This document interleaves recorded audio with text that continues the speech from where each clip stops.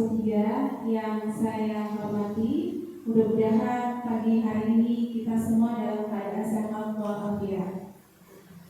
Baik, alhamdulillahirrahmanirrahim. Di pagi hari ini, tepatnya hari Senin, tanggal 23 Oktober 2003, alhamdulillah kami selaku calon guru penggerak angkatan 9 Kota Cirebon atas nama saya Yuni Asi SPD dan dua rekan saya, rekan kita sesama calon guru penggerak angkatan 9, Ibu Nur Hayati SPD, kemudian ada Ibu Neneng Andriani SPD, dan saya sendiri Yuni Asi SPD, dan rekan-rekan semua yang saya hormati. Alhamdulillahirrahmanirrahim, terima kasih atas kehadirannya. Akhirnya kita bisa berkumpul dalam kegiatan diseminasi aksi nyata modul 1.4, dan insya Allah pada hari ini mudah-mudahan bisa berjalan dengan lancar. Demi lancarnya kegiatan ini, kita baca bersama-sama dengan ucapan basmalah. Bismillahirrahmanirrahim. Baik, untuk acara yang pertama adalah sambutan dari Bapak Kepala Sekolah SDN Sidoarjo 3. Kepada Bapak Didi Rosani, waktu dipersilakan. Selaku pembawa acara dan sekaligus juga calon guru penggerak. Assalamualaikum warahmatullahi wabarakatuh. Waalaikumsalam warahmatullahi wabarakatuh. Yang terhormat ibu-ibu guru penggerak, Ibu Yuni, Ibu Hayati, dan Ibu Neneng Andriani, dan juga yang terhormat Bapak Ibu guru SDN Asuh 3, walaupun saat ini kurang lengkap. Pertama, mereka kita panjatkan puji syukur kepada Allah Subhanahu wa Ta'ala bahwa pada hari ini kita dapat berkumpul bersama dalam rangka aksi nyata modul 1.4 dimensi budaya positif. Sholawat serta salam kita limpahkan kepada junjungan Nabi besar Muhammad SAW, kepada para sahabatnya, kepada keluarganya juga, dan kepada kita semua selaku umat yang seperti Nabi Muhammad, mudah-mudahan mendapat syafaat dari Amin ya Rabbal Alamin.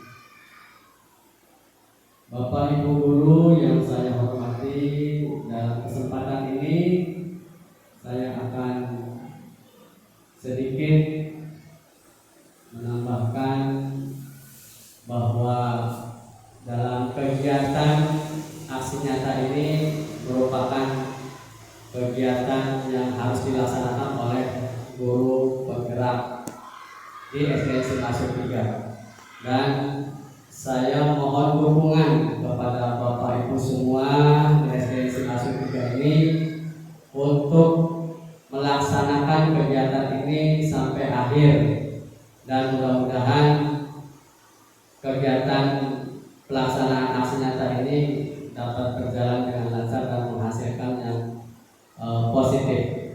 Nanti setiap guru penggerak akan menampilkan aksi nyatanya masing-masing, di mana kurang lebih 1 jam per CGP-nya, dan mohon nanti kesabaran supaya nanti sampai ketiga CGP ini bisa menampilkan dengan sesuai jadwal yang telah ditentukan. Mohon kesabarannya Bapak Ibu, dan mohon perhatiannya dan dukungannya kepada Bapak Ibu semua. Mudah-mudahan kegiatan ini berjalan dengan baik dan lancar. Itu saja yang dapat Bapak sampaikan.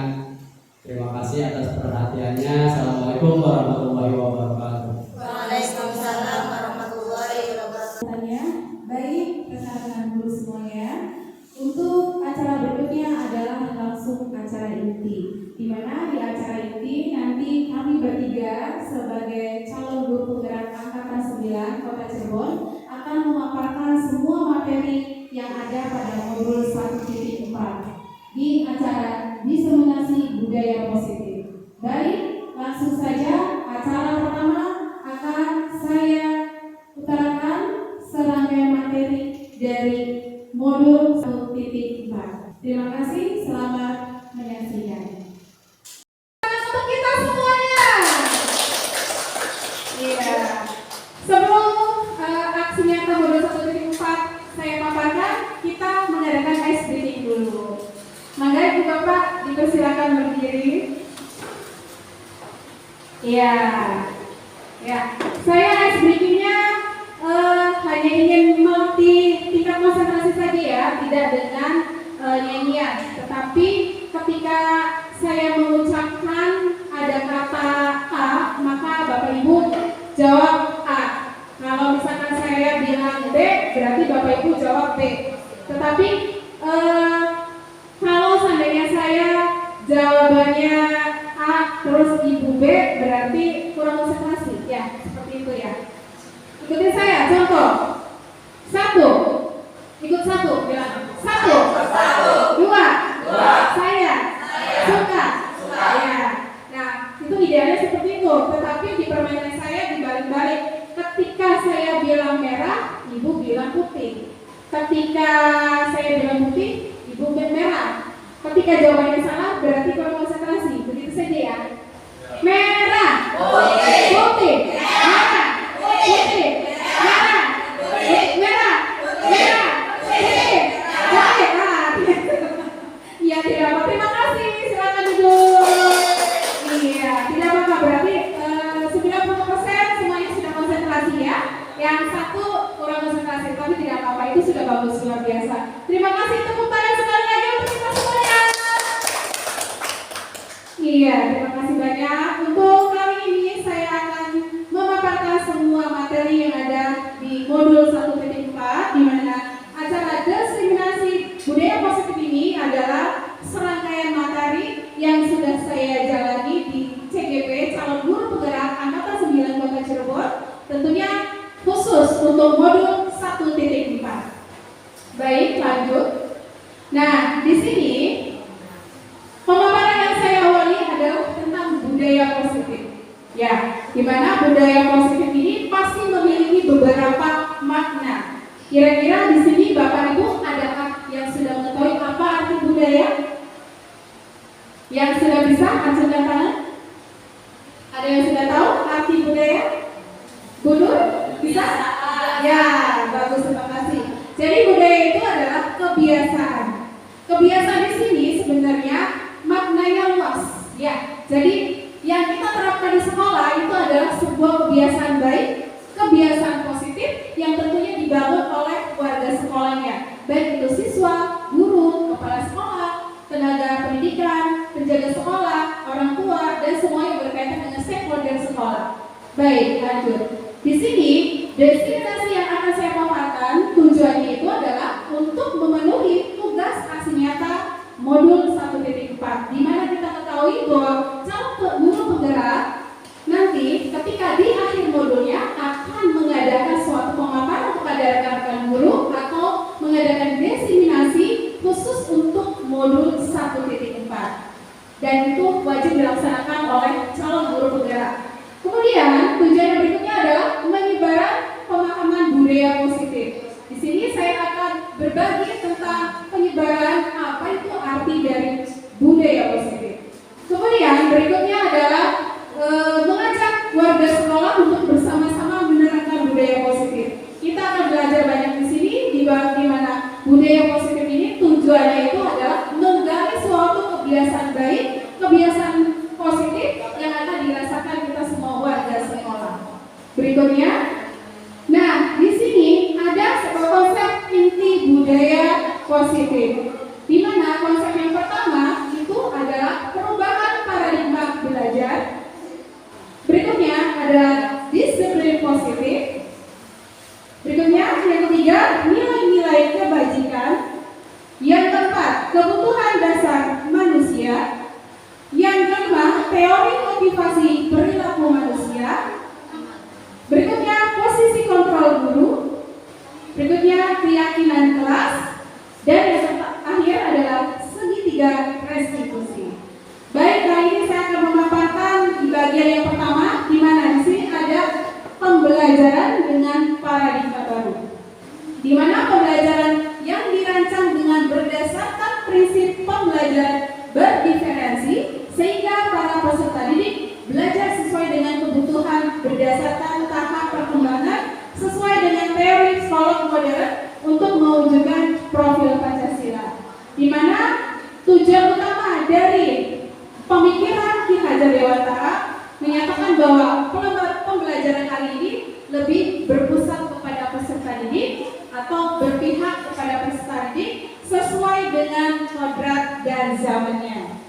Lanjut. Kemudian untuk konsepsi teori kontrol di sini bahwa kita mengetahui kontrol pada keadaan diri siswa, di mana kontrol akan ilusi guru mengontrol murid, mengontrol dengan emosinya, mengontrol dengan tindakannya, mengontrol dengan perilakunya. Ini adalah untuk posisi yang dikontrol oleh guru. Kemudian ilusi bahwa kritik dan membuat rasa bersalah mampu menguatkan karakter, di mana siswa atau guru atau bahkan kepala sekolah atau siapapun yang ada di lingkungan sekolah, jika kita merasa bersalah, kita akan menguatkan karakter. Dengan rasa bersalah itu menyadarkan diri kita untuk berintrospeksi diri ke arah yang lebih baik. Kemudian berikutnya, ilusi bahwa semua penguatan positif, efektif, dan bermanfaat. Sudah jelas tentunya jika suatu kegiatan perilaku yang menuju kebaikan pasti akan bermanfaat untuk semuanya. Kemudian yang terakhir, ilusi bahwa orang dewasa berhak memasak. Bahwa kita ketahui seakan bahwa usia yang senior atau posisi kita yang lebih tua itu seakan-akan memaksa suatu kebenaran. Sebenarnya kebenaran itu tidak dilihat dari usia, tetapi dari bagaimana sudut pandang mana perilaku itu terjadi. Apakah posisi tersebut dalam keadaan benar atau tidak. Nah, maka dari sini kita ketahui bahwa pada saat kontrol untuk teori kontrol ini akan mengetahui posisi diri kita ada di mana. Lanjut. Kemudian untuk mengubah paradigma stimulus respon ke pendekatan teori kontrol, di mana stimulus respon di sini bahwa realitas atau kebutuhan kita sama, ingin mendapatkan suatu pendidikan, ingin mendapatkan ilmu di sekolah. Untuk teori kontrolnya itu adalah realitas kebutuhan kita berbeda. Anak kebutuhannya mendapatkan ilmu, mendapatkan materi pelajaran. Guru kebutuhannya adalah ingin menciptakan bahwa siswa itu pintar, siswa itu menjadi peserta didik yang berakhlak mulia, kemudian berkarakter mulia, kemudian cerdas, dan semua itu yang diharapkan oleh guru. Jadi dari sini kita terlihat untuk bagian pertama, keinginan dari guru dan siswa itu berbeda. Begitu juga dengan kepala sekolah, menginginkan bahwa semua tim pendidik bisa berjalan sesuai dengan kode etik masing-masing. Kemudian untuk yang kedua, semua orang melihat hal yang sama, bahwa pendidikan ini melihatnya sama. Ya, tujuannya adalah mencerdaskan semua warga sekolah untuk menjadi yang pintar dan berprestasi. Kemudian untuk teori kontrol itu bahwa setiap orang memiliki gambaran yang berbeda. Semua orang memiliki kompetensi yang berbeda, memiliki kemampuan yang berbeda, meskipun dalam satu grade atau dalam satu kelas yang sama, setiap anak memiliki kompetensi yang berbeda. Ada yang cenderung di bagian seni, ada yang cenderung di bagian matematika. Tetapi dari situlah dengan perbedaan itu terlihat bahwa ada suatu perbedaan yang membuat bahwa teori kontrol kita harus ditangani lebih baik. Berikutnya kita mencoba mengubah orang agar berpandangan sama dengan kita. Kita tidak harus menginginkan dia ingin seperti saya, tidak. Kita harus melihat posisi, bagaimana posisi kita ada di mana. Anak di sini menginginkan pembelajaran yang benar dan menyenangkan. Sebisa mungkin kita guru menciptakan suasana pembelajaran yang sebenarnya mungkin dan sesuai dengan minat bakat anak yang dimiliki. Tidak harus kita mengungkapkan materi sesuai yang kita inginkan saja. Tidak, kita harus mengikuti apa yang dibutuhkan oleh anak. Berikutnya, perilaku buruk terlihat sebagai suatu kesalahan. Sebenarnya setiap manusia memiliki suatu kesalahan, tidak luput dari kesalahan. Tetapi kita harus mengetahui bahwa kesalahan yang kita perbuat berbuat ini sebenarnya akan membawa kita ke dalam apa? Ke dalam suatu pembelajaran. Ketika anak mengalami suatu kesalahan, jika anak itu paham, bisa memiliki kedewasaan dalam berpikir, dia pasti akan berubah. Oh, tahu bahwa di situ ada lubang. Anak itu pasti tidak akan melewati lubang itu. Tetapi jika anak tidak memiliki kontrol diri, dia tidak tahu bahwa lubang itu akan melukainya, akan menyedari dirinya, maka akan melewatinya kembali dan itu terus berulang.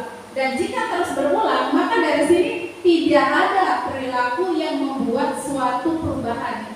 Nah, di posisi stimulus respon kemudian teori kontrol di sini menginginkan bahwa suatu kesalahan yang dimiliki peserta didik, begitu juga dengan guru dan semua yang ada di stakeholder sekolah pasti mengalami suatu kesalahan, tetapi kesalahan itu harus ada suatu perubahan yang lebih baik. Tentunya ada introspeksi diri. Berikutnya, dari stimulus respon saya bisa mengontrol orang lain. Kemudian untuk teori kontrolnya, Anda tidak bisa mengontrol orang lain. Jadi dari kita bisa mengontrol murid. Oh iya, hari ini anak sudah melakukan olahraga pasti capek. Tentunya guru akan mengetahui dengan rasa capek ini. Ketika kita memberi pelajaran yang baik, tidak akan membuat lelah lagi. Kita bisa mengetahui keadaan apa yang sebenarnya akan dilakukan dalam kegiatan pembelajarannya. Begitu juga misal dari gurunya. Guru ini bisa dalam keadaan membawa masalah di sekolah, membawa masalah dari rumah dibawa ke sekolah. Tapi sebagai pendidik yang baik, tentu masalah itu tidak akan dicampur adukan ketika kita dalam role itu bekerja. Masalah di rumah tetap di rumah, masalah di sekolah kita harus profesional. Apapun masalah guru yang sedang dihadapi, tetapi ketika guru sedang berhadapan dengan murid, harus menyampaikan itu. Kita harus fokus tujuan utama kita bahwa guru tetap memberikan contoh yang terbaik, memberikan efek yang baik supaya anak bisa belajar dengan baik. Jangan sampai kesedihan kita, kemurungan kita, penderitaan kita dirasakan oleh peserta didik. Biarlah rasa kesedihan itu buat kita. Kita harus bisa mengelola perasaan itu, emosi itu. Ketika di hadapan murid, kita akan profesional dengan emosi kita yang benar. Tapi kita di rumah bolehlah dengan mengatur emosi yang sekiranya sebaik mungkin apa yang kita rasakan nyamannya gimana. Tetapi sebagai pendidik yang baik tentunya bisa mengelola, memanajemen emosi kita supaya tidak terbawa arus yang tidak baik. Kemudian berikutnya untuk stimulus respon, di mana pemaksaan ada saat bujukan gagal. Kemudian untuk teori kontrolnya, kolaborasi dan konsensus menciptakan pilihan-pilihan baru. Nah, di sini juga sama seperti hal yang tadi, seorang guru tidak boleh ada suatu pemaksaan bujukan yang membuat sia-sia. Tidak, di sini guru tentunya kembali lagi dengan filosofi Ki Hajar Dewantara, di mana guru itu adalah seorang penuntun bagi siswanya, menuntun ke arah karakter yang lebih baik, menuntun ke pembelajaran yang sesuai dengan apa yang diinginkan. Kemudian berikutnya adalah untuk stimulus respon, model berpikir menang dan kalah. Dan untuk teori kontrol, model berpikir menang-menang. Jadi untuk sebelah sini berpikirnya hanya untuk kemenangan saja, dan yang sebelah sini mengetahui bahwa berpikir itu di posisi tertentu ada saatnya menang dan ada saatnya kalah. Lanjut. Nah, untuk disiplin positif, di mana disiplin sebenarnya asal kata dari disiplin ini adalah belajar ya, atau disiplina yang artinya belajar. Disiplin dimulai dari disiplin diri, kemudian memiliki tanggung jawab terhadap apa yang dilakukan berdasarkan nilai-nilai yang diyakini. Untuk disiplin positifnya di sini bahwa salah satu cara penerapan disiplin yang bertujuan untuk menumbuhkan kesadaran serta memberdayakan peserta didik tanpa imbalan penghargaan atau reward, ancaman atau hukuman.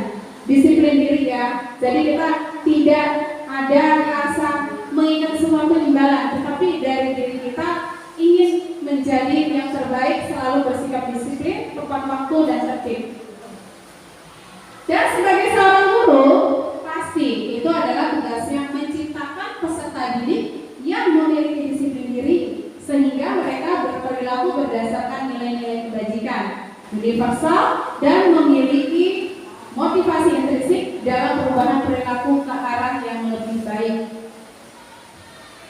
Nah, di sini nilai-nilai kebajikannya bahwa nilai-nilai yang disepakati bersama tidak berdasarkan dari suku bangsa, agama, bahasa maupun latar belakangnya. Di sini kita tahu bahwa Indonesia itu memiliki berbagai macam keragaman, baik itu suku, bahasa, ya. Nah, untuk kesepakatan nilai-nilai kebajikan di sini tidak melihat berdasarkan ras, tidak melihat berdasarkan agama dan lain-lain, tapi kita sepakat bahwa Indonesia itu memiliki Pancasila, ya, memiliki satu pandangan hidup di mana Indonesia harus mampu menjadi manusia yang beragam tetapi satu dalam tujuan yang sama dengan pemikiran yang sesuai dengan Ki Hajar Dewantara. Nah, untuk contoh nilai kebajikan institusi atau organisasi untuk P3 di sini bahwa beriman dan bertakwa Tuhan Yang Maha Esa dan berakhlak mulia, berkebinekaan global, gotong royong, mandiri, kreatif dan bernalar kritis. Ini sesuai dengan profil pelajar Pancasila. Kemudian untuk toleransi, rasa hormat, integritas, menghargai, antusias, empati, keingintahuan, kreativitas, bekerjasama, percaya diri dan komitmen. Ini adalah pengembangan karakter. Kemudian untuk berikutnya adalah beriman dan bertakwa dan berakhlak mulia, berkebinekaan global, gotong royong, mandiri, kreatif dan bernalar kritis. Ini sebenarnya sama saja sih, hanya untuk contoh-contoh dari nilai kebajikan yang tentunya tujuan utamanya adalah mensukseskan profil pelajar Pancasila. Nah, untuk kebutuhan dasar manusia bahwa segala sesuatu yang kita lakukan untuk mendapatkan apa yang kita inginkan, seluruh tindakan yang kita lakukan memiliki tujuan tertentu. Dan semua usaha yang terbaik yang kita lakukan adalah dalam rangka kebutuhan dasar kita dapat terpenuhi dengan baik. Nah, di sini adalah kebutuhan dasar manusia. Yang pertama adalah bertahan hidup. Bertahan hidup di sini adalah manusia sudah jelas tentu bahwa untuk bertahan hidup pasti membutuhkan makanan, membutuhkan pakaian, tempat tinggal, keamanan, dan kesehatan. Untuk kebutuhan dasar manusia berikutnya adalah kasih sayang dan rasa diterima. Di mana kasih sayang dan rasa diterima ini bisa rasa diterima, dipedulikan, dan berbagi, bekerja sama, menjadi bagian dalam kelompok. Kemudian, kebutuhan dasar manusia berikutnya adalah penguasaan, harga diri, keinginan untuk dianggap pemimpin yang berpartisipasi, diakui dan didengar. Ini adalah kebutuhan dasar manusia. Berikutnya, kebutuhan dasar yang keempat ini adalah suatu kebebasan. Ya, kebebasan di sini lebih bersikap mandiri, memiliki pilihan, mencoba hal baru, mampu mengendalikan arah dirinya. Berikutnya adalah kebutuhan dasar kesenangan, di mana kesenangan di sini adalah kesenangan bermain, humor, antusiasme, dan tertawa. Untuk motivasi perilaku manusia, nah kalau tadi adalah kebutuhan dasar dari manusia, kemudian ada motivasi, dorongan apa yang bisa membuat perilaku manusia itu bisa berubah. Di mana motivasi menurut Kamus Besar Bahasa Indonesia atau KBBI adalah bahwa dorongan yang timbul pada diri seseorang secara sadar atau tidak sadar untuk melakukan sesuatu tindakan dengan tujuan. Berikutnya, di sini ada motivasi yang pertama dari unsur ekstrinsik dan ekstrinsik serta intrinsik. Yang ekstrinsik di sini adalah untuk menghindari ketidaknyamanan atau hukuman. Untuk motivasi yang ekstrinsik lagi, ini adalah untuk mendapatkan imbalan penghargaan atau dari orang lain. Kemudian untuk motivasi intrinsik atau dari dalam, ini adalah untuk menjadi orang yang mereka inginkan dan menghargai diri sendiri dengan nilai-nilai mereka yang dipercaya. Nah, baik, untuk memperjelas tentang posisi kontrol di sini, saya mempunyai video. Mangga Ibu Bapak bisa menyaksikan dari 5 posisi kontrol di sini. Di sini dijelaskan menjelaskan, ada pemaparan tentang kontrol. Maka Ibu Bapak, saya persilakan. Pak, restitusi, salah satu program yang dikembangkan adalah 5 posisi kontrol. 5 posisi kontrol dalam restitusi adalah proses perjalanan seorang pendidik agar dapat mengenali dirinya. Pada video kali ini, kita akan membahas tentang 5 posisi kontrol yang dikembangkan oleh Diane Dawson dan contoh penerapannya.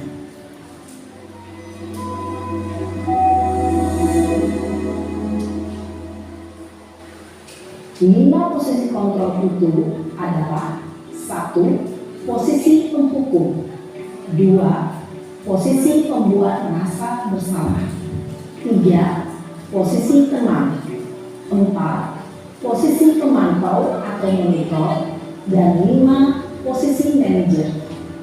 Untuk lebih memahami kelima posisi tersebut, mari kita saksikan kasus Naren yang terlambat hadir 20 menit di sekolah dan melihat bagaimana kelima posisi kontrol dalam menghadapi masalah tersebut.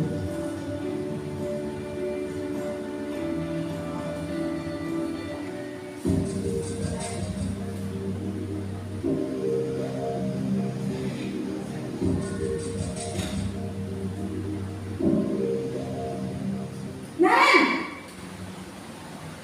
sini kamu. Selamat pagi, Bu. Selalu terlambat. Kamu deh, pasti terlambat. Maaf Bu, saya Apa? Apa coba? Alasan kamu apa lagi? Kapan sih kamu tidak terlambat? Malas sekali ya kamu jadi anak. saya Dasar pemalas. Gak kapok-kapok sih kamu. Sudah berapa kali terlambat? Sana, kamu keliling lapangan basket 2 kali. kenapa saya harus keliling lapangan basket Bu? Kenapa? Kamu melawan ibu. Berani-beraninya jawab. Sudah terlambat, masih berani jawab pula.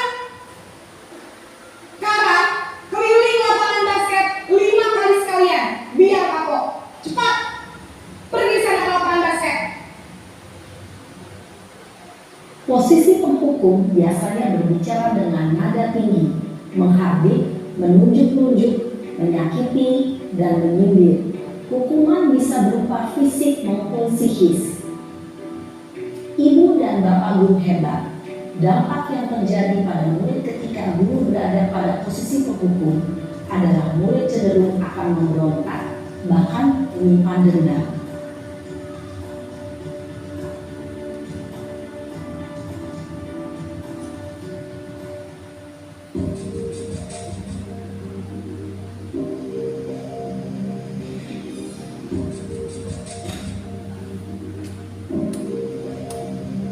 Naren,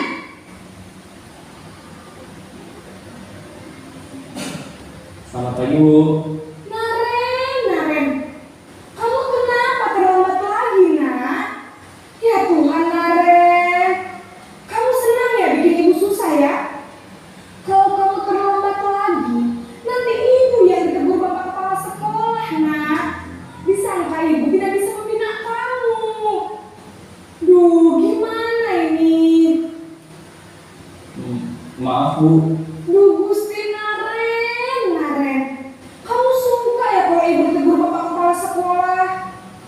Terus, sekarang ibu harus tulis apa yang di buku absen?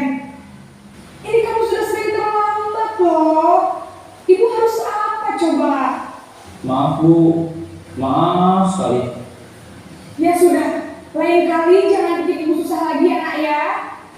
Ibu tidak akan kuat lagi kalau kamu begini terus. Bisa jantungan kalau ibu ditegur bapak kepala sekolah. Sana cepat kelas. Maaf ya Bu, maaf sekali. Posisi pembuat rasa bersalah berbicara dengan nada tenang, cenderung lembut, namun kata-kata yang diutarakan membuat murid merasa menjadi orang yang gagal, memandang buruk dirinya sendiri, merasa tidak berharga, dan tidak sanggup membahagiakan orang lain. Ketika guru mengambil posisi pembuat rasa bersalah, murid akan menganggap dirinya yang bersalah dan ia akan menyimpan emosi negatif tersebut di dalam dirinya.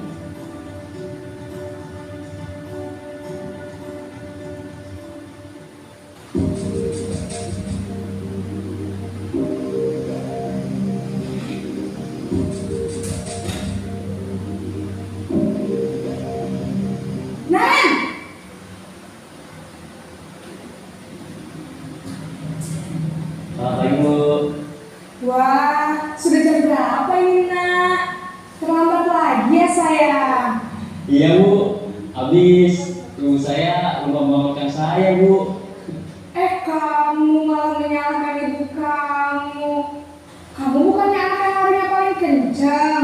Kok terlambat sih? Iya Bu, saya memang terlambat bangun tadi. Jadi biarpun saya lari kencang, tetap gak kejar Bu. Ya sudah sana. Nanti lain kali larinya lebih kencang lagi ya. Biar gak terlambat lagi. Bikin seneng ibu. Demi ibu. Bisa kan? Bisa lah Bu. Ya sudah sana masuk kelas. Ibu beresin urusan absen kamu. Kamu ini ada-ada saja. Dalam posisi teman, guru berbicara dengan nada suara ramah, akrab, cenderung bersenda gurau untuk menjaga suasana tetap santai. Murid akan merasa senang, aman, dan akrab dengan guru. Identitas yang tercipta adalah identitas sukses atau berhasil. Namun, perlu diingat, karena ini masih dorongan eksternal, maka ada faktor ketergantungan dari murid kepada orang tertentu. Di sini guru aksennya, sehingga di lain waktu murid bisa berperilaku baik, namun hanya kepada orang-orang tertentu saja.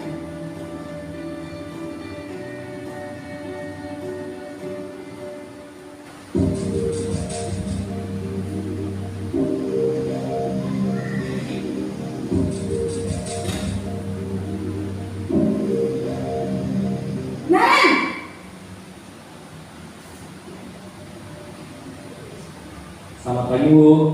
Naren, apa peraturan sekolah kita tentang jam berapa kita harus masuk sekolah, nak? Kita harus di sekolah jam 7 Bu.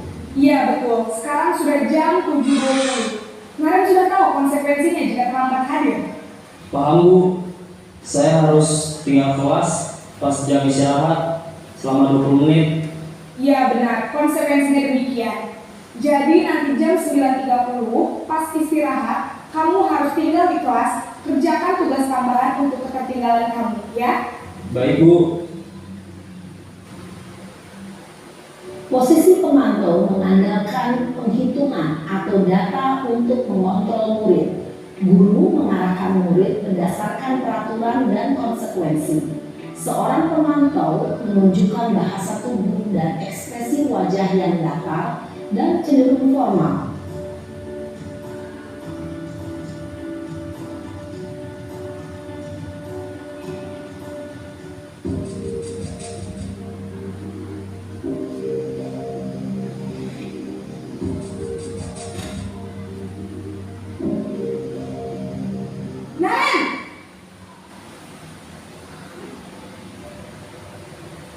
Selamat pagi Bu. Selamat pagi, Naren. Maaf Bu, saya terlambat. Iya, sekolah masuknya jam 7, sekarang sudah jam 7.20. Jadi sekarang bagaimana ini, Naren? Maaf Bu, saya lupa setel alarm saya semalam. Baiklah, menurut kamu, keyakinan sekolah yang mana yang perlu kamu tingkatkan? Menghargai diri sendiri dan orang lain mungkin ya Bu. Setuju. Jadi, apakah Naren meyakini prinsip saling menghormati tersebut? Iya Bu, saya meyakininya. Apakah Naren bersedia memperbaiki masalah keterlambatan ini? Bersedia Bu. Bagaimana kamu akan perbaiki masalah keterlambatan ini? Saya akan coba untuk tidak lupa menyetel alarm saya Bu. Baik, kalau Naren lupa menyetel alarm di rumah, ada orang yang kira-kira bisa bantu mengingatkan tidak? Ada Bu, kakak saya, Kak Emma. Ada lagi selain Kak Emma? Selain Kak Emma, ada ibu saya. Baik, jadi yang mengingatkan Naren adalah Kak Emma dan ibu kamu ya. Kira-kira akan mulai set alarm kapan nih Naren? Setelah pulang sekolah akan segera saya lakukan. Baik, jadi Naren akan setel alarm untuk bangun besok pagi dan akan diingatkan oleh kakak dan ibu dan Naren ya. Ada lagi yang mungkin perlu dilakukan Naren? Agar tidak terlambat bangun lagi. Tidak ada, Bu. Baik Naren, terima kasih untuk kerjasama kamu. Sekarang kamu perlu kembali ke kelas untuk belajar. Baik, Bu. Terima kasih. Posisi manajer adalah posisi kontrol yang disarankan untuk membimbing murid memiliki sikap disiplin yang positif, yaitu murid yang mandiri, bertanggung jawab, dan dapat memecahkan masalah. Tujuan dari posisi ini adalah agar murid dapat berefleksi atas tindakannya. Guru akan dengan tulus memberikan pertanyaan-pertanyaan bermakna, sehingga membuat murid dapat belajar dari kesalahannya dan mencari sebuah solusi untuk menyelesaikannya. Ibu dan Bapak guru hebat, setelah mengamati adegan kelima posisi kontrol tadi, kira-kira posisi mana yang paling ideal? Posisi mana yang dapat menunjang motivasi intrinsik murid? Ya, tentu posisi manajer. Posisi ini memang posisi ideal yang ingin dituju setiap pendidik. Pada posisi inilah, guru dapat menerapkan disiplin positif yang berpihak pada murid, yang memerdekakan murid. Perjalanan seorang pendidik tentunya tidak mudah untuk sampai pada posisi seorang manajer. Namun, tujuan kita pasti, yaitu menciptakan murid-murid yang mandiri, merdeka, dan bertanggung jawab. Semoga penggambaran 5 posisi kontrol yang telah diperlihatkan ini dapat menjadi ajar refleksi bagi kita semua, agar dapat terus mengasah dan menerapkan disiplin positif yang memerdekakan murid. Mari terus berlatih dan bersemangat. Selamat menerapkan. Salam dan bahagia Ibu dan Bapak guru hebat. Iya, terima kasih. Tepuk tangan untuk kita semuanya. Iya, alhamdulillahirobbilalamin. Akhirnya kita bisa menyaksikan ada 5 posisi kontrol. Kira-kira dari yang sudah ditayangkan tadi, Bapak Ibu bisa membayangkan atau sudah merasa diri kita pernah melakukan salah satu di antaranya? Ya, pasti ya. Seorang pendidik pasti suatu mengalami proses, di mana proses ini dari yang istilahnya belum maksimal kemudian menjadi maksimal, belum sempurna kemudian menjadi sempurna. Dari sinilah kita ketahui bahwa posisi kontrol kita ini pasti mengalami suatu perubahan, yang mananya pada awal kita di posisi penghukum kita harus bagaimana, di posisi teman kita juga harus bagaimana. Tapi dari kelima posisi kontrol di sini ada salah satu ideal yang terbaik. Kira-kira apa itu? Posisi di bagian mana? Iya, ternyata di bagian manajer. Nah, saya di sini ingin ada rekan kita yang berbagi. Ya, Bapak Ibu barangkali mau bercerita di sini yang sudah pernah dirasakan ketika mengajar mengalami dari 5 posisi kontrol di sini. Mangga, Bu Berhayati, silakan. Untuk berbagi pengalaman di posisi yang mana nih kira-kira? Terus langkah apa yang akan dilakukan? Kira-kira apakah ada di posisi manajer atau posisi yang lainnya? Baik, terima kasih Bu Yuni. Assalamualaikum warahmatullahi wabarakatuh. Mungkin semua kita sudah pernah secara tidak langsung ya menerapkan 5 posisi kontrol tersebut. Cuma yang pernah saya ingat itu pernah memposisikan saya sebagai teman. Jadi tujuan saya itu tidak ingin bersifat menghukum. Jadi kita ada kedekatan gitu. Cuman memang ini ada sisi positif dan negatif ya. Saya tidak akan bahas semua ya, hanya beberapa barangkali nanti ada temennya. Tetapi pada saat kontrol teman ini efektif, tetapi pada saat nanti dia itu hanya mengikuti taat kepada kita, hanya kepada kita. Tetapi pada saat misalkan guru lain karena kitanya ada kepentingan itu tidak mungkin bisa saja tidak berlaku. Dan ketika kita pada saat dia saya dapat membantu dia bisa menjadi teman. Nah, tetapi ketika kita tidak bisa membantu, mungkin ibu kok sekarang bukan teman saya gitu. Nah, kemudian juga saya pernah posisi manajer, ini sangat senang sekali saya posisi di sini di mana anak tersebut tidak kita judge.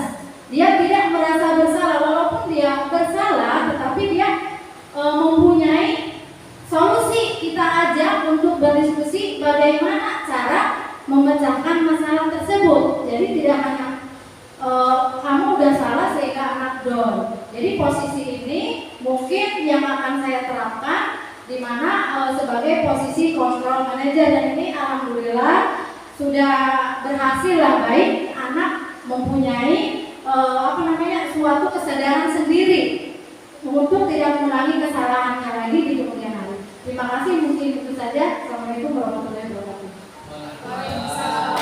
Beri tepuk tangan untuk Bu Nur Hayati. Ya, ternyata sudah mengalaminya ya di posisi kontrol sebagai teman.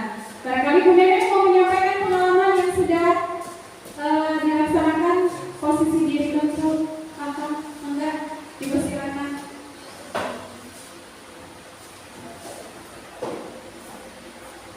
Terima kasih Bu Nenek. Bismillahirrahmanirrahim. Assalamualaikum warahmatullahi wabarakatuh. Sama halnya seperti Bu Nur, dari kelima kontrol ini saya ada yang pernah menjadi kontrol penghukum juga, karena mungkin saya pengen anak itu disiplin, lebih disiplin lagi. Juga saya pernah menjadi kontrol teman, karena dengan kita dekat dengan anak, cara penyampaian kita ke anak mudah didengar dan dia akan lebih nurut kalau posisi kita sebagai teman. Tapi balik lagi, kadang anak nurutnya sama kita aja, sama guru lain jadinya enggak seperti itu. Terus saya juga mulai menerapkan kontrol manager, di mana saya dan siswa membuat suatu kesepakatan dan hasilnya akan diyakini. Pada saat anak berbuat kesalahan, saya menanyakan apa yang sudah dilanggar dari kesepakatan yang telah kita buat, dan anak memberi solusi, atau saya juga sama-sama mencari solusi untuk memecahkan masalah yang telah dilakukan oleh anak tersebut. Nah, saya seperti itu Bu Yuni. Terima kasih. Wassalamualaikum warahmatullahi wabarakatuh. Waalaikumsalam warahmatullahi wabarakatuh. Beri tepuk tangan untuk semuanya. Terima kasih. Ternyata benar, yang saya pribadi pun pernah mengalaminya, terutama yang posisi penghukum. Ternyata penghukum itu sangat tidak baik sekali. Posisi penghukum seakan diri kita yang benar, padahal kalau kita telusuri barangkali kita yang salah. Tetapi alangkah lebih baiknya kita sebagai pendidik adalah di posisi manajer, karena di sini adalah benar-benar mendisiplinkan siswa dengan cara yang tepat. Nah di sini ada beberapa contoh pemaparan penerapan posisi kontrol dulu. Sebenarnya sama saja seperti yang sudah ditayangkan tadi. Lanjut putar lagi. Nah, berikutnya adalah keyakinan kelas. Kalau tadi mengenai kontrol diri ya, nah kita akan belajar tentang keyakinan kelas. Sebenarnya keyakinan kelas hampir mirip-mirip dengan kesepakatan kelas, tapi bukan peraturan. Karena kalau peraturan sekolah dibuat oleh guru berdasarkan rapat pada kala itu membuat program sekolah, kemudian guru harus melaksanakannya. Tetapi kalau keyakinan kelas atau kesepakatan kelas ini adalah dibuat berdasarkan harapan, impian, keinginan siswa, kemudian disepakati oleh guru dan disepakati oleh kelas tersebut atau bahkan sekolah. Nah, di mana keyakinan kelas ini lebih bersifat abstrak. Kemudian yang kedua dibuat dalam pernyataan positif. Jadi tidak membuat kata yang jangan. Kita hindari kata jangan, tetapi lebih kata-kata yang mengandung positif. Kemudian yang ketiga, sedikit saja agar mudah diingat. Jadi pemilihan kata atau pemilihan kalimatnya yang mudah dimengerti dan tidak terlalu panjang. Kemudian berikutnya adalah berupa pernyataan universal. Universal di sini masih umum, tidak menyudutkan salah satu, ya. Tetapi di sini yang untuk sesuai dengan kondisi kelas dan sekolah sehingga mudah diterapkan. Jadi kalau misalkan membuat kesepakatan atau keyakinan kelas ini harus disesuaikan dengan kebutuhan siswa, kebutuhan saat kelas di sekolahnya dan keadaan di lingkungan kelasnya. Kemudian untuk yang keenam itu adalah semua warga sekolah dilibatkan saat pembuatan keyakinan kelas.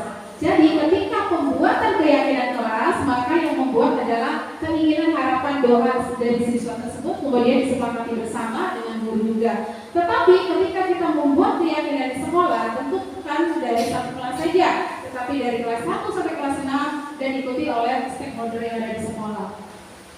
Kemudian langkah-langkah pembuatan keyakinan kelas. Yang pertama, ini adalah berdiskusi, memunculkan peraturan-peraturan yang perlu ditaati warga kelas. Jadi adakan diskusi dulu, adakan rapat dulu. Kira-kira mau membuat berupa apa keyakinan kelas atau sekolahnya. Kemudian yang kedua, ini adalah mengubah peraturan-peraturan menjadi kalimat yang lebih positif. Jadi ada kalimat misalkan jangan membuang sampah sembarangan. Nah, kita tidak membuat seperti itu.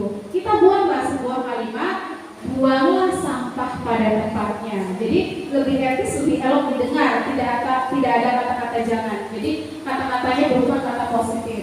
Kemudian yang ketiga, menyaringkan peraturan-peraturan menjadi nilai kebajikan keyakinan kelas. Jadi keyakinan kelas ini lebih mengacu kepada peraturan yang membuat nilai-nilai kebajikan. Jadi misalkan dilarang anak makan di ruangan kelas saat belajar, tapi kata-kata diganti menjadi makanlah dikala waktu istirahat. Nah, tujuannya ini adalah tata krama ketika pembelajaran ini tertanam. Jadi ketika saat belajar kita lebih fokus belajar, ketika kita waktunya makan berarti ya di saat jam istirahat.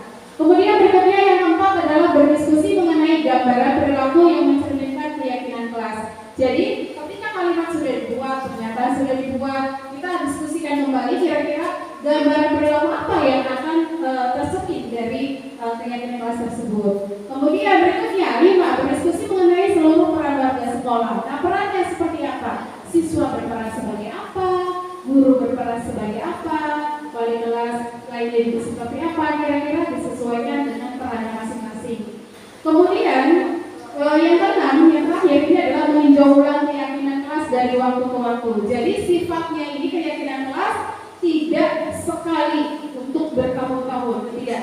Tetapi keyakinan kelas ini dibuat berdasarkan keadaan. Memungkinkan keadaan dalam 1 semester tidak apa-apa. Memungkinkan lagi dalam keadaan 1 tahun tidak apa-apa.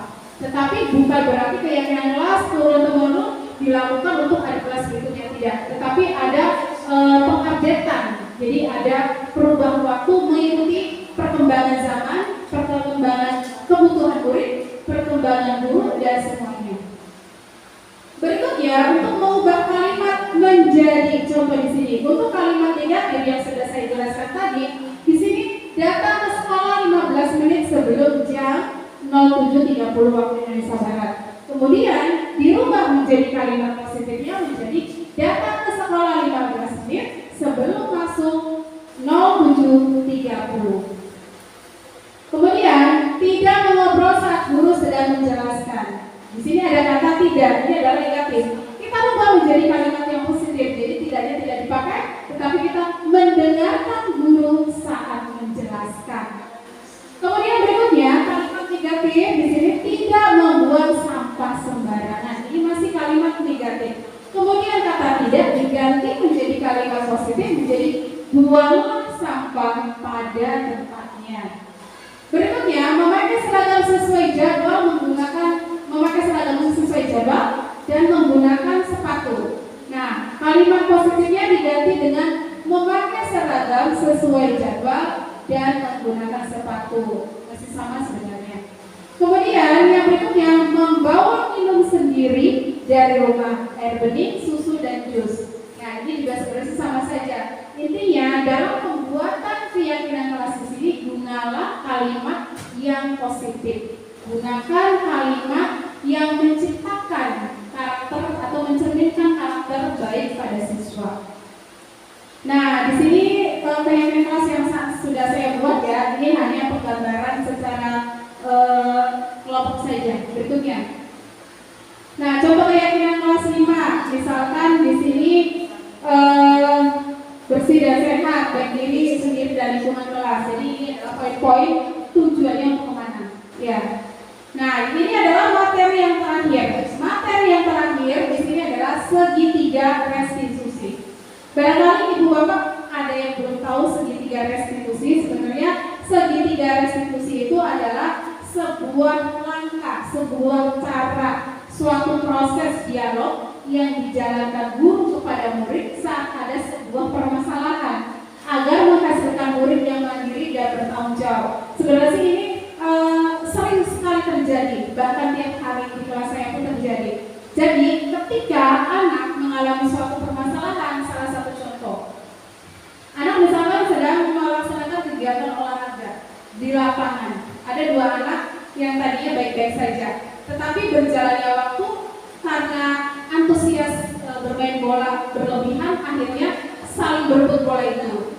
Setelah saling berebut bola, akhirnya ada salah satu yang merasa menang dan kalah. Dari yang merasa menang ini tanpa disadari telah melukai temannya. Akhirnya bisa jadi salah satu contoh kancingnya terlepas barangkali karena rebutan bola yang terlalu keras hingga menyebabkan ada bagian baju yang terlepas.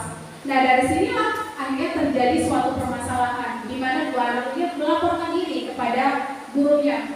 Di sana kita ketahui bahwa dua siswa yang terjadi suatu permasalahan, ada permasalahan yang muncul. Yang satu merasa bahwa dirinya benar, bahwa dia mengambil haknya, mengambil bolanya ketika olahraga. Yang satunya lagi tidak terima, karena apa? Kancing bajunya terlepas akibat diserobot pada waktu mengambil bola.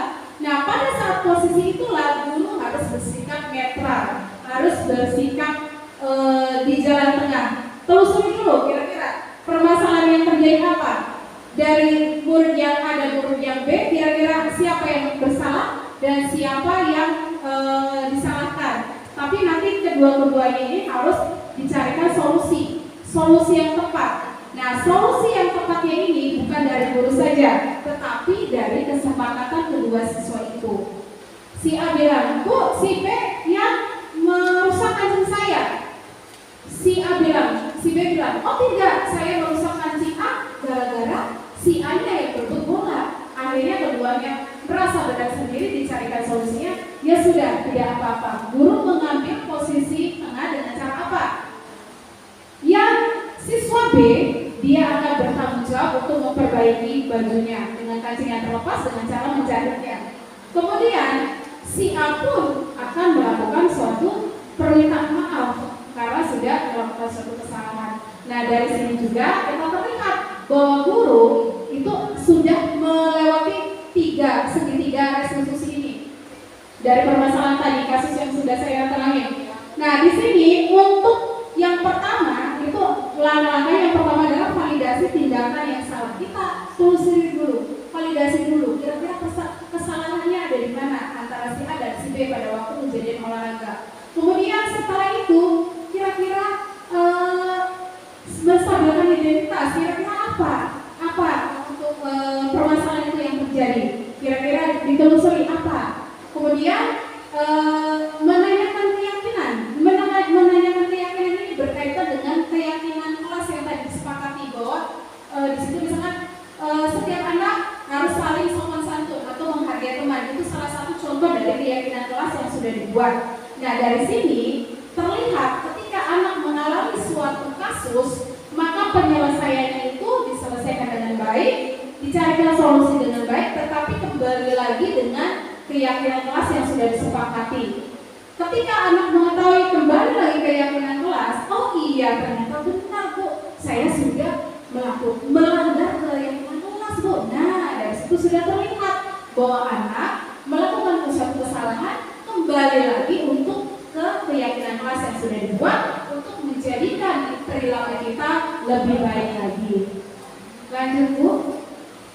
Berikutnya di sini tadi sudah dijelaskan ya, untuk menstabilkan identitas itu tidak langsung menyalahkan. Ketika guru mencarikan permasalahan itu tidak langsung menyalahkan antara si A dan si B, tidak. Tetapi harus mengetahui posisi dari kedua siswa tersebut.